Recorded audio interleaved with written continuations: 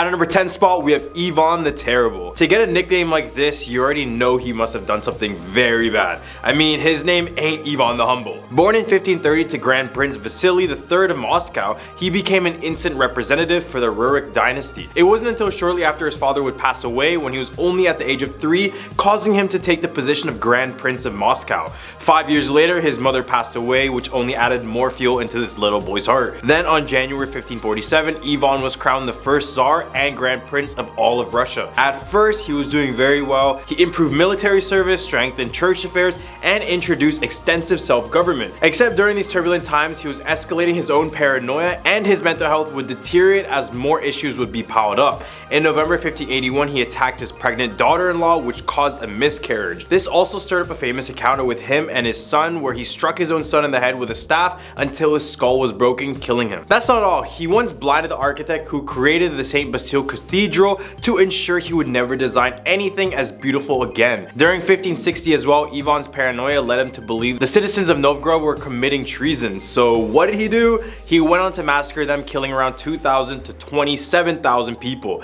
Ivan even decided to sew the Archbishop of Novgorod into a bearskin and then let dogs hunt and kill him. He also had 8 wives, but that's not so scary, kinda nice, am I right? At number 9 spot, we have Vlad the Impaler, another unpleasant nickname on our list. First of all, he is responsible for the deaths of around 80,000 people, but for some historians that number pushes to around 100,000. Out of those people he apparently killed, around 20,000 of them were impaled. No wonder he got this name. Many people have him as inspiration for Dracula for his bloodthirsty ways. For example, after his family passed away, he decided to hold a banquet and invited hundreds of members of all of his rivals' families. So when he had them all over, he then all had them stabbed, and their still twitching bodies were impaled on these spikes. And another time, when he retreated from a battle, he ordered 20,000 defeated Ottomans to be impaled on wooden stakes. This was such a horrifying sight that when the Sultan Mehmed II saw the lines of bodies, he quickly retreated back to Constantinople. Regardless of his bloodthirsty motives, he remains a national hero in Romania. His victorious campaigns against the Ottoman forces, which protected both the Wallachia and Europe, have won him praise as a military leader. So good or bad, he did kill a lot of people, but then again, they were impaled brutally, so I don't know what to say about that one. At number 8 spot, we have Phalaris. This leader created one of history's worst torture devices of all time. The brazen bull was designed by Greek tyrant Phalaris, who reigned in ancient Greece from 5070 to 554 BC. He's most famous for his cruelty, and he would literally use the funds of his own citizens to create more torture devices. The craziest thing about his brazen bull was the fact that he asked a designer slash builder named Perillus to create it, but it was said that Phalaris used him as the first victim to be executed in it. Talk about a backstab. This torture device was a bronze bull that would basically roast victims alive. And to make things worse, before the victims were placed into the bull, they were forced to have their tongues cut out and their hands bound. As the victims burned alive, their screams would appear as if the bull was alive. At number 7 spot, we have Emperor Caligula. This guy was definitely the craziest Roman emperor I've read about. If you had a bloodthirsty tyrant and a sexual deviant, you would have Emperor Caligula. After being born in the year 12, he would go on to become Roman emperor from 37 to 41 CE. When he first took authority, it was noticeable that something terrible was wrong about him. Caligula had incestuous relations with his 3 sisters and engaged in plenty of intimate group sessions during his reign. And on top of that, he forced senators to bring their wives and their daughters to his palace, where he would convince them to do very inappropriate things for him and others in authority. Then, to become a full menace, Caligula would brag about his sexual performances right in front of the husbands of the women he slept with. This guy was a player, a menace, and a ladies' man all in one. In a pursuit for wealth, he would stage trials of innocent people in order to confiscate their estates, while he gained large quantities of money and luxuries for himself. Eventually, things started to go bad. I mean, bad leader, bad place. Makes sense. However, the last straw was after famine and bankruptcy hit. It was here where he planned to move to Egypt to live as a sun god. This eventually triggered his murder in January 41 AD. At number 6 spot, we have Joseph Stalin. Stalin was born in 1878 and was the infamous leader for the USSR during the 1930s. Despite their success against Germany to end the war, Stalin was far from being innocent from any war crimes himself. He is indirectly responsible for around 30 to 40 million deaths, though that number tends to hop around a lot. Out of those millions, many of them happened to be in the Soviet Union itself. For example, in 1932 and 1933, millions of Ukrainians were killed in a man-made famine, which was engineered by none other than Joseph Stalin. Then in 1936, Stalin initiated the Great Purge, aiming to rid the Communist Party of some of the biggest detractors and rivals of the group. Hundreds of thousands of people initially were arrested by Stalin's NKVD, which was the secret police at the time. Many were executed or sent to the Gulag, which, for those who don't know, were these terrible, harsh labor camps where many people would pass away. Also, he organized a series of mass executions, which totaled around 22,000 people, consisting of Polish officers and POWs. This is known as the Katyn Massacre, and it was done for the sole purpose to ruin the future of the Polish military. As I mentioned previously, he was responsible for the deaths of his own people, which is probably the worst crime he ever committed. Historians believed he killed over 20 million of his own people, making him one of the most evil rulers to ever exist on this list. In the Humper list, we have Mao Zedong. This guy was terrible, but also good, depending on the way you want to look at it. To set the baselines, he created the People's Republic of China, introducing communism for the first time.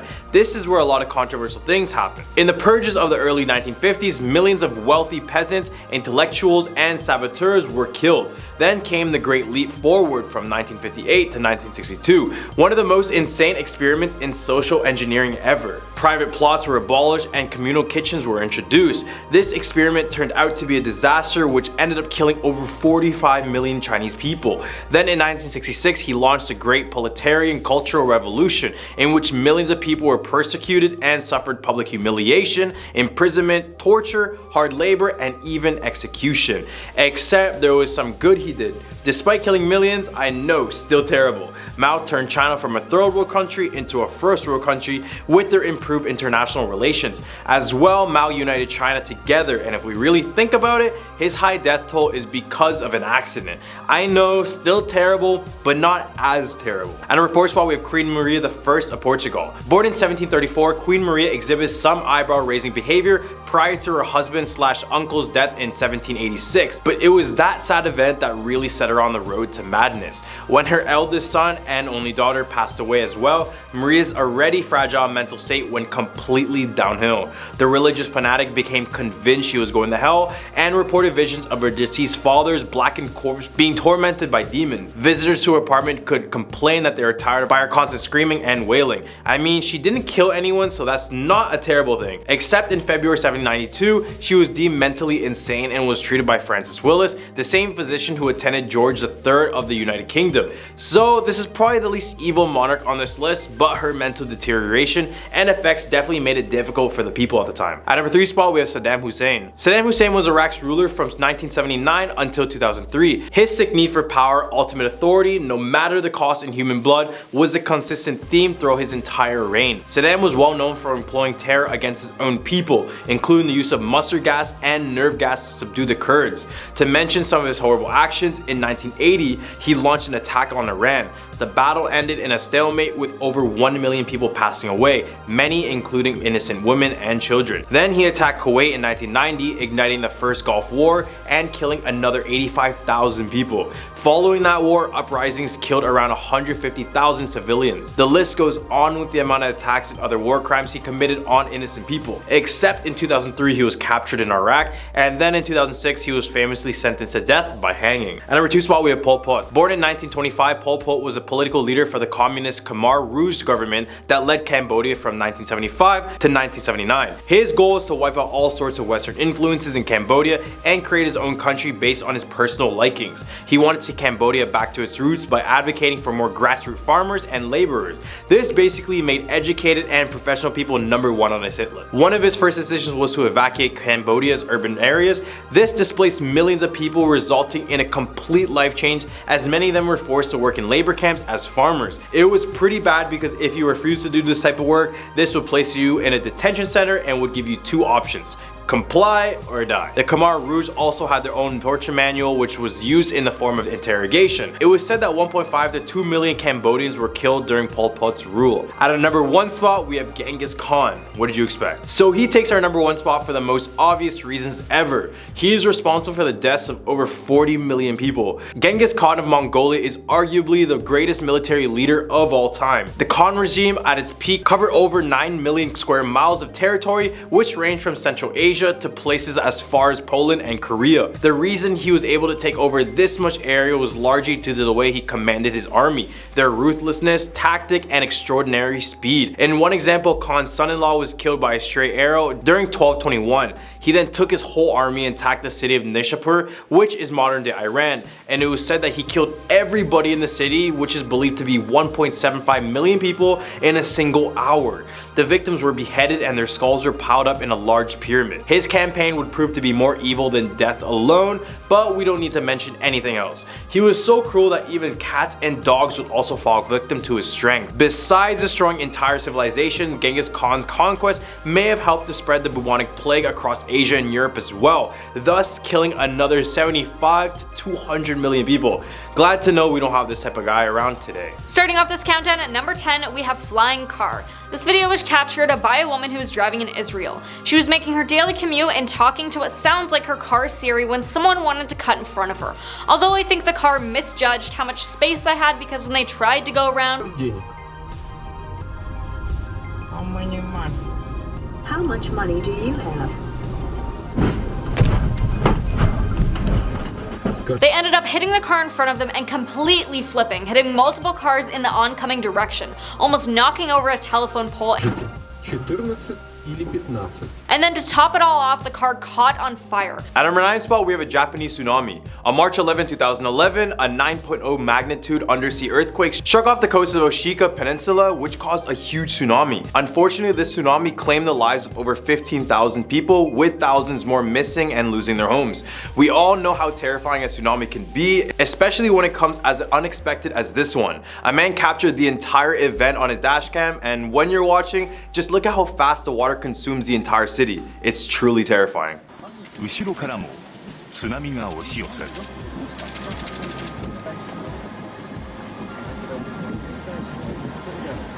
そして25秒後には車は完全に。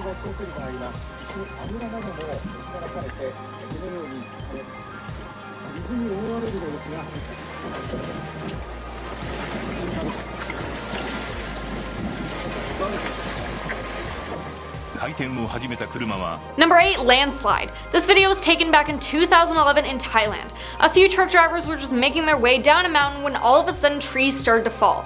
Yes, nerve-wracking, but not too much to worry about when it's just a few trees, right? Well, unfortunately, it was more than just a few trees.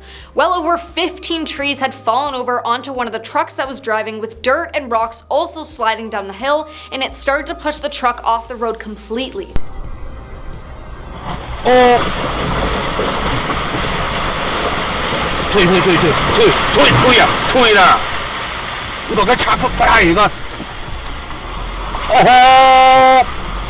It's unknown if the person in the blue truck is okay or not, but I'd say for certain the person who took the video and witnessed it probably isn't going near any forest anytime soon. At number 7 spot, we have the roadblock. Ever been driving along a road at night and wondered how scary it would be if someone just were to show up in the middle of nowhere? Yes, this is what happened to this driver in the video. On May 17, 2014,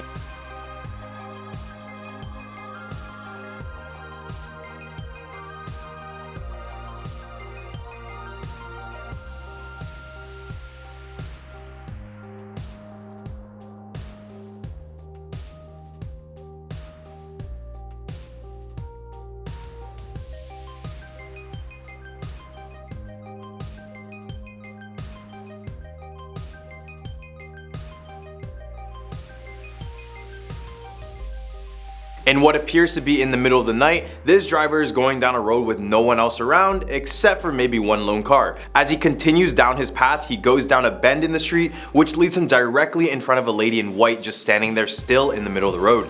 This is terrifying because the girl on the road didn't even flinch, like any real human would flinch unless they have a death wish. Not only that, she was just staring right into the driver's soul after he just stopped right in front of her. Like, who even does that? Number 6, Ghost Girl. This video was captured by someone in Singapore.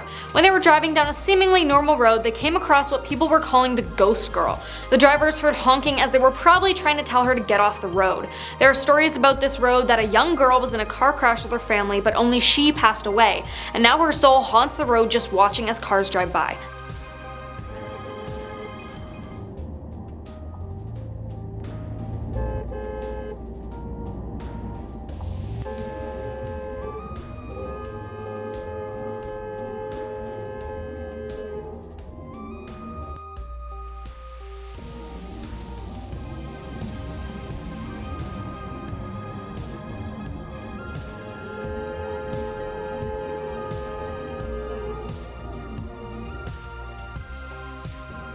Maybe it's a ghost, or maybe it's actually someone who's sleepwalking and happened to stumble onto the road. Right in the hump of our list, we have a ghost sitting in the middle of the road. Okay, that's a bit scary. Yeah, That's a bit scary. that is very scary. That's Alright, my traction control just came on. yeah. As these group of guys are driving down a winding road in Malaysia, they eventually get to a point when the road straightens out, and this is when they encounter this creepy looking girl in the middle of the road. She appears to be in all white, black hair, looking like the more cliche movie monsters that you usually see, but regardless, seeing this in the middle of the night is bound to make all of us have some goosebumps. Now at number 4, Demon. When a taxi driver in Japan was dropping off their passenger, their dash cam captured something paranormal. To the driver, the car ride was completely normal, but to us who can see the dash cam footage, there was nothing normal about it. He's seen driving under a bridge when what looks like a ghost appears in the back seat of the car. The figure seems to linger around for a little while, with at one point having what looks like a smile on its face. Then suddenly, after a bit, the figure just vanishes. Now some say it's the reflection of the lights in the tunnel, but I don't really know how much I believe that, and not to mention how the figure disappears for a bit then comes back when the driver is no longer in the tunnel.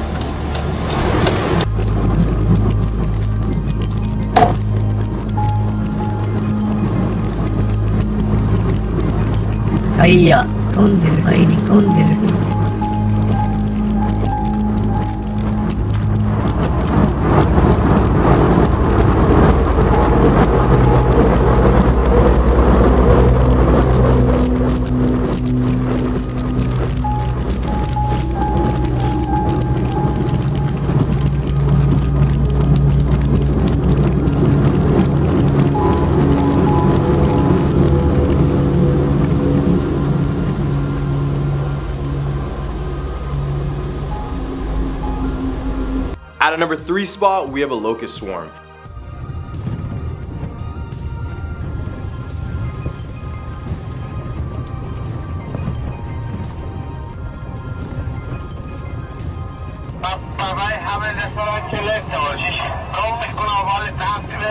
In Russia's Republic of Dagestan, a swarm of locusts invaded and it was all captured on a person's dashcam. This looks straight out of an apocalyptic movie about the end of the world. In the video, the driver captured a gray cloud slowly approaching the vehicle, but when the cloud gets closer, as seen in the video, it becomes clear that it is not a dust storm, but a sea of swarming locusts. According to the Ministry of Agriculture and Food for the Republic of Dagestan, the swarm affected 114,000 hectares of farmland, and despite attempts to stop the swarms through fumigation. Last month, the agency declared a state of emergency when a massive swarm hit the area. Coming in at number 2, bus crash. This video was taken on multiple cameras on a tour bus in China. When the bus driver attempted to reverse on the highway after missing an exit, a transport truck had crashed into the back of the bus, unfortunately taking the life of the truck driver. However, everyone on the bus was okay, walking away with only minor injuries. A spectacular crash has been captured on camera from the inside of a tourist bus in China.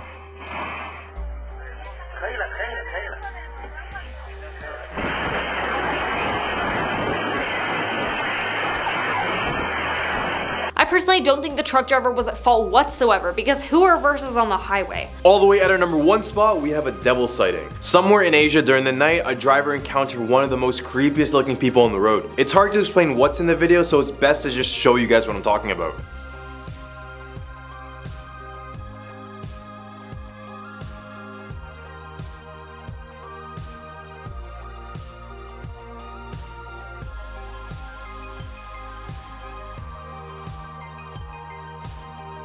In the video, we see a young woman with long dark hair sitting in the middle of the road.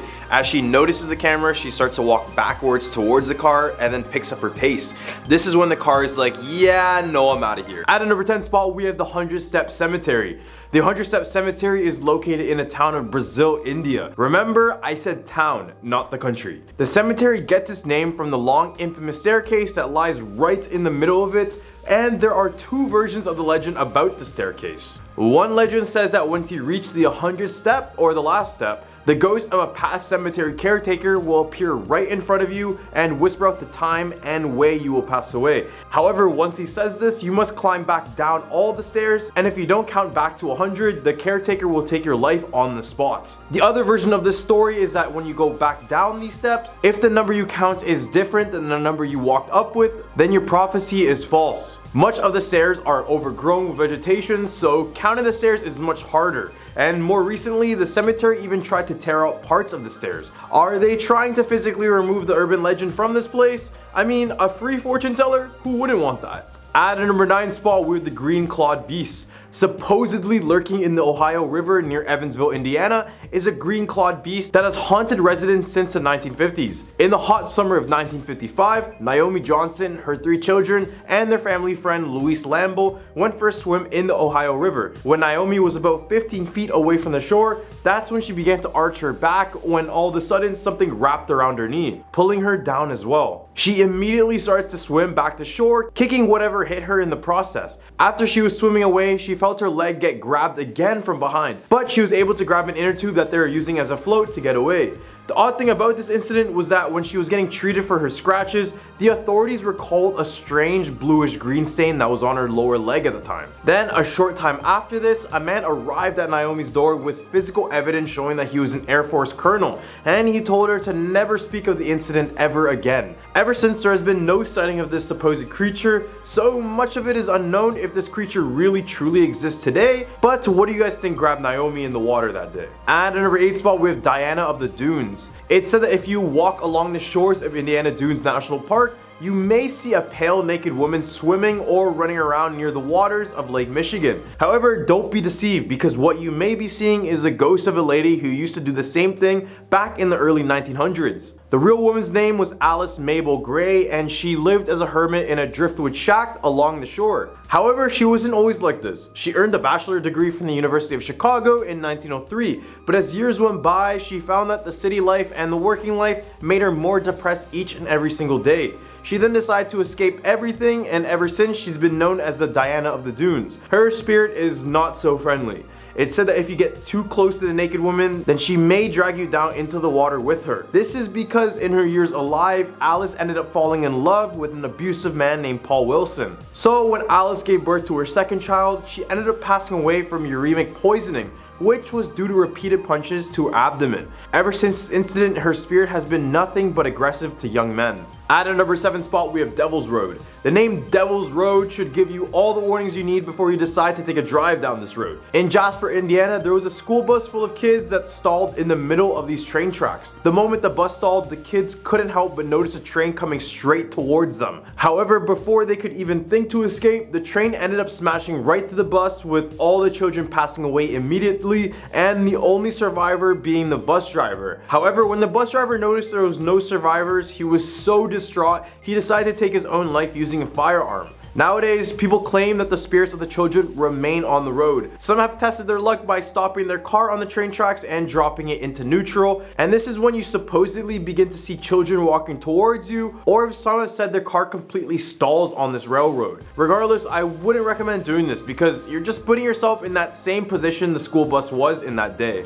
At a number 6 spot, with the Culbertson Mansion. Stored away in New Albany, Indiana is the Culbertson Mansion. Out of all the mansions I've mentioned, this has to be one of the most gruesome yet unfortunate histories attached to it. In the 1800s, this mansion was struck by lightning, and everyone who was inside of the home passed away from the fire that engulfed the entire place. Then in 1933, the mansion was sold to a local named Dr. Webb and his family. But after a year of living in here, they were all found dead. All their bodies showed evidence of being tortured, yet the case never ended up getting solved. As well, later on, it was found that the doctor kept some of his patients locked in the basement. Nowadays, the house offers many haunted tours, but staff members still report things they can't explain, and more specifically, in the basement where all the horrific events took place. In the hub of our list, we have the Edna Collins Bridge. Out of all the bridges in Putnam County, the Edna Collins Covered Bridge is the most recent. However, despite not being the oldest, it's still believed to be the most haunted out of all of them. Locals claim that the bridge is haunted by a mother and child duo. Legend goes that a little girl by the name of Edna Collins lived in the area nearby and would occasionally swim in Little Walnut Creek, which is the creek the bridge now resides over. Her parents had a tradition of dropping her off on their way to town, and when they returned, they would honk 3 times to let her know that it was time to go. However, one day after they honked 3 times, Edna was nowhere to be found. Instead, they searched the nearby creek and they found that she had drowned in it. It's said that shortly after, the mother took her own life and hung herself on the trees where the bridge is located today. And ever since, this bridge has been haunted by this mother and child duo. At a number 4 spot, we have the Whitcomb's Library. Before his death in 1852, former Indiana Governor James Whitcomb donated his entire library to Ashbury University, which is now known as DePauw University. This library was filled with all the books that he read in his entire lifetime. This collection included one book named The Poems of Ossian, the Son of Fingal, which was locked away in a specific section of the library which was closed to the public. One small boy grew more and more curious about the book, and then one day in the 1800s, he decided to sneak into the library and steal the book for himself. However, after he finished the book, he woke up to a spectral finger pointing at him, asking who stole the book. Ever since, many believed it was Whitcomb's ghost protecting his books, and no one has ever tried to steal a book since. To this day, there are still occasional sightings of his ghost, but as long as no one is stealing his books, then he shouldn't do anything aggressive. At a number 3 spot, we have St. Mary of the Woods College. St. Mary of the Woods College was opened in 1840 and is the oldest Catholic college in the entire state. The Lefevre and Foley buildings on the campus have had many reports of something supernatural lurking inside of them. Some have said they have been grabbed by invisible forces, and there are stories of an exorcism done in the Foley building. However, the most notorious spirit found at the college is the Faceless Nun. Legend goes that the Faceless Nun is the ghost of a sister nun who used to teach in the art department at the campus. It was there where she began a self-portrait but passed away from an illness just before finishing it. However, the section has been destroyed and now it seems that her spirit is found everywhere on campus. When people spot her, they are usually stunned and even freeze in terror. At a number 2 spot with the Pukwudgie. The Pukwudgie is a 2 to 3 feet tall creature that lurks in swamps and dense forests. He physically resembles a troll or sort of a goblin, and one of their active spots happens to be in Mound State Park in Anderson, Indiana. Author and archaeologist Paul Startzman claimed to have encountered one of these creatures back in 1927. He claimed to be walking alone in the park when he noticed a little man half his size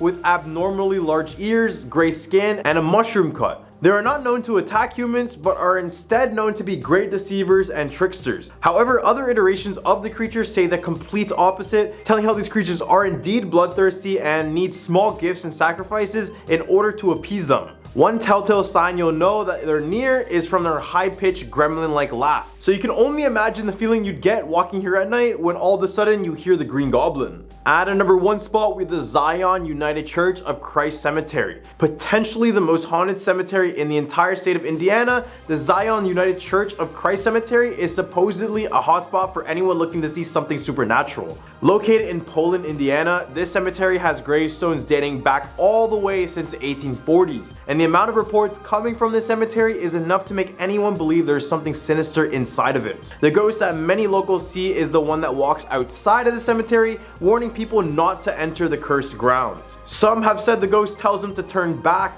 and those who have been unfortunate enough to be inside of the cemetery report unexplained sounds and lights and the constant feeling that they're being watched entire time they're there. At a number 10 spot, we have the ghost of Mr. Chu. Once upon a time in Dover's Green, Delaware, there was once a man named Samuel Chu who served as the chief justice in the town. Despite his position, the townspeople made fun of him for his name, pretending to sneeze whenever they saw him. You know, like, Chu?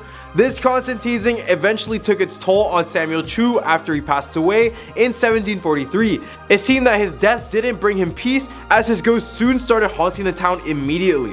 The first person to report an encounter with the ghost of Samuel Chu was farmer David Hendricks. He claimed that on a cold autumn night, the ghost appeared to him dressed in the judge's robe and white powdered wig. As the farmer was on his way to the tavern, the ghost chased after him, causing him to run home in terror. The story of the ghost quickly spread throughout the town, and soon after, residents reported sightings of this apparition as well. Over time, people in Dover became afraid to leave their homes after dark, and the once thriving taverns in the town started to empty out. The tavern owners became worried about their livelihood, and so one of them, Mistress Van Loon, called the town meeting to discuss a solution. She suggested that the ghost could be laid to rest by giving him a proper burial. The town agreed, and Samuel Chu's ghost was given a grand funeral in an ornate grave. Although the ghost was said to be satisfied with his new resting place, there was still tales of him roaming the streets and tormenting taunting those who made fun of his name by sneezing when they hear it. Number 9. Fort Delaware. Fort Delaware, located on Pea Patch Island in the Delaware River, is a piece of American history that has been preserved to this day. The fort was first built in 1859 with the purpose of protecting the ports of Willingham and Philadelphia during the Spanish-American War. During the Civil War, it was also used as a prison camp for Confederate soldiers. The conditions at Fort Delaware were brutal, however, and many prisoners perished as a result, leading to reports of ghostly apparitions and strange occurrences that still persist to this day. With nearly 13,000 prisoners kept in wooden barracks, conditions at this fort were inhumane. Food rations were small and almost inedible, water was putrefied, and prisoners were subjected to torturous conditions, such as officers throwing rats in the crowds for their amusement. Scurvy, smallpox, and severe malnutrition were widespread.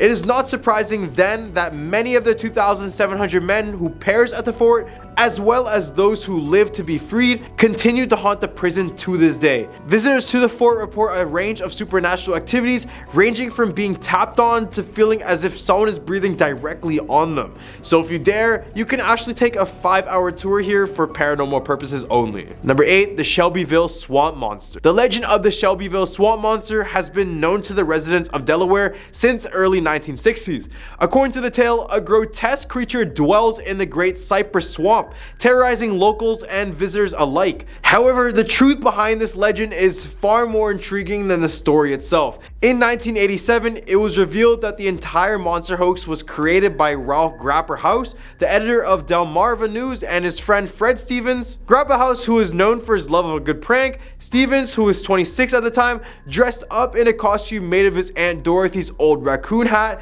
a mask, and a club, and then hid in the shallows of the woods. He would jump out at passing cars on Route 54, creating the illusion of a monster inside of the swamp. The news of the alleged monster sightings soon spread like wildfire, and a photo of the Shelbyville Swamp Monster even made the front page of the Delmarva News on April 23, 1964. Stevens even participated in the hunt to find this creature, adding fuel to the fire of the hoax. However, Stevens eventually stopped the charade out of fear for his safety.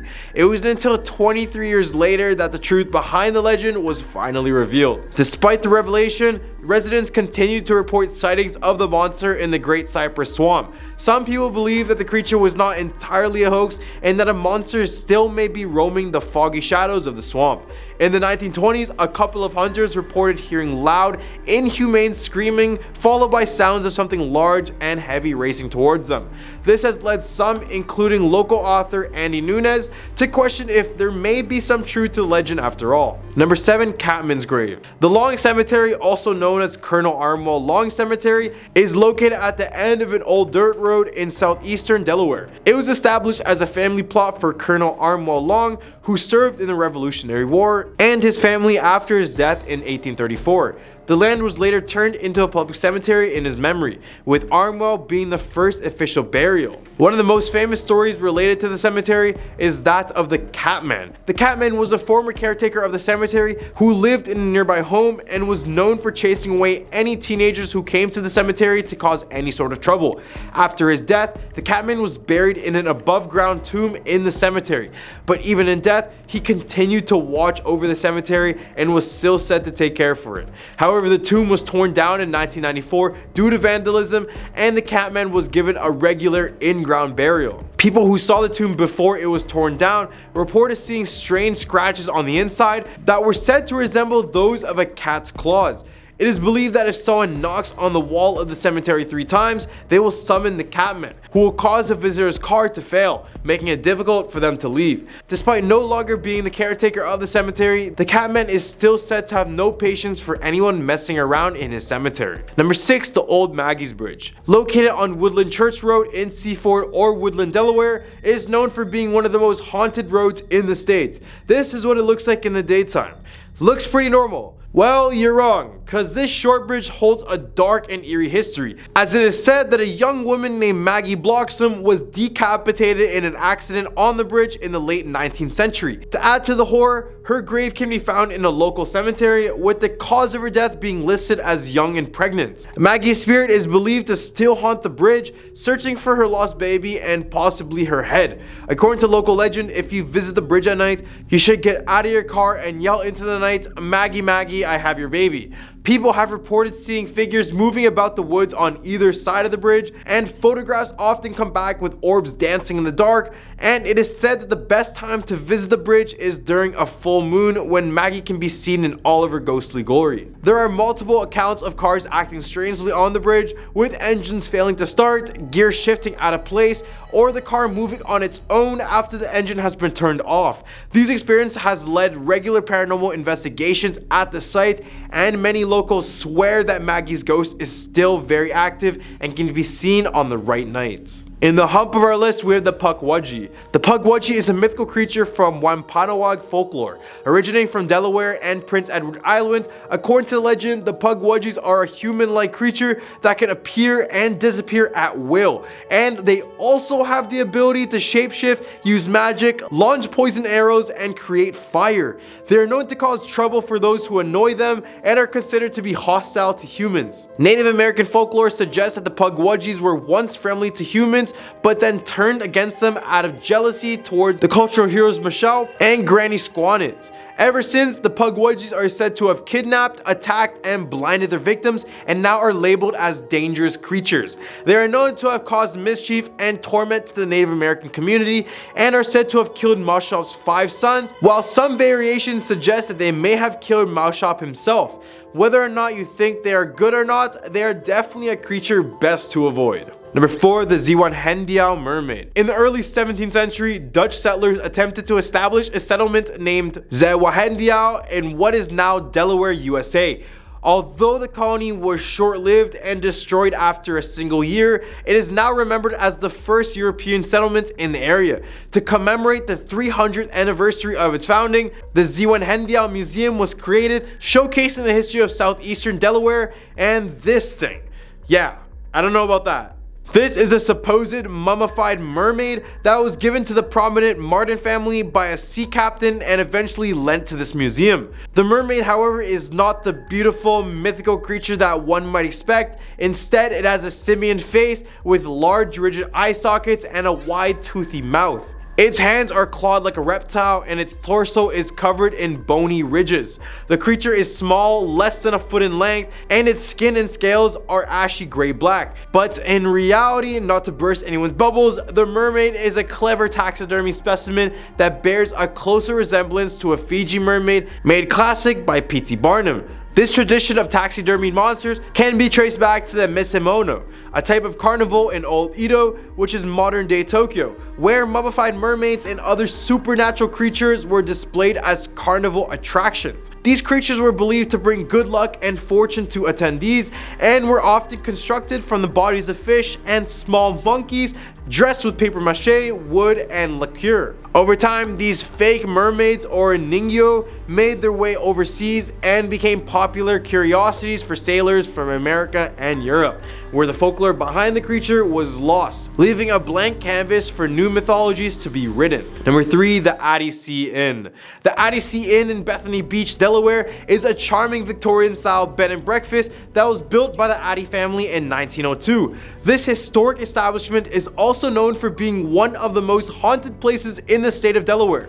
One of the most famous hauntings at the Addie C Inn is that of a copper bathtub in room 1 that vibrates mysteriously. Guests have reported experiencing the tub shaking violently, and the story of the shaking tub has become one of the most well-known tales associated with the inn. There are also reports of eerie organ music heard coming from room 6, despite no organ being present in the room.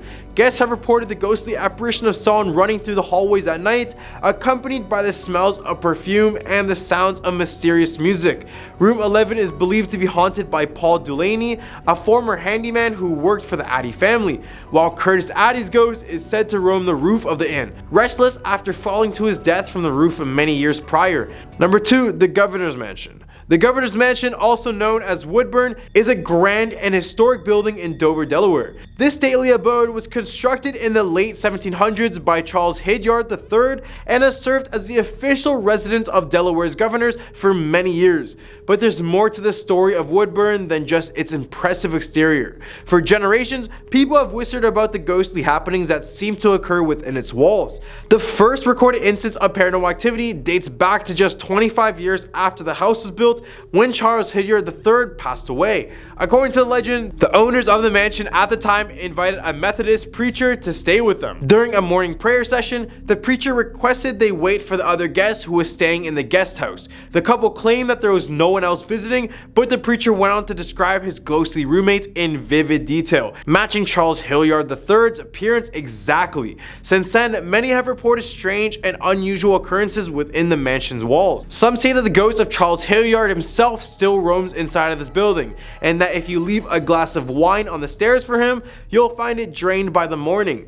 Other ghostly sightings included the screams of a slave who was caught and killed near the mansion's porch while running from slave hunters, and the ghostly figure of a young girl dressed in a gingham dress and bonnet carrying a candle and roaming the grounds. Whether you're a paranormal enthusiast or simply a lover of all things historical, the Governor's Mansion is definitely worth a visit. Number 1. The Dead President's Hub. The Dead President's Hub and Restaurant in Willingham, Delaware is a popular gathering spot with a rich and spooky history.